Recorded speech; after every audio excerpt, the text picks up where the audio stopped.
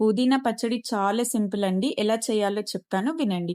పుదీనా పచ్చడికి ఫస్ట్ కొద్దిగా పల్లీలు తీసుకోండి. పల్లీలు తీసుకున్న తర్వాత వాటిని వేగించాక కొంచెం పక్కకు పెట్టేసేయండి పల్లీలు.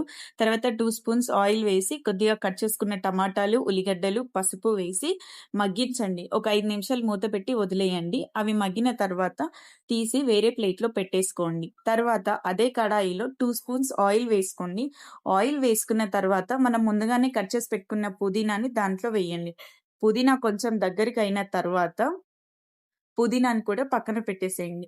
ముందుగానే మనం వేయించుకున్న పల్లీలు, పచ్చిమిర్చి, టమాటా, పుదీనా తీసుకొని వీటికి తాలింపు వేయాలి. తాలింపుకి జీలకర్ర, ఆవాలు, పప్పు దినుసులు, కరివేపాకు, ఎల్లిపాయ, ఎండుమిర్చి దగ్గర పెట్టేసుకోండి.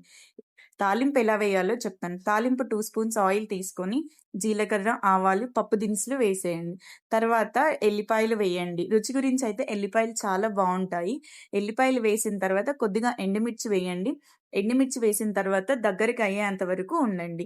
ఒక 5 నిమిషాలు ఆగి ఎండుమిర్చిని కలపండి. కలిపిన తర్వాత కరివేపాకు వేయండి.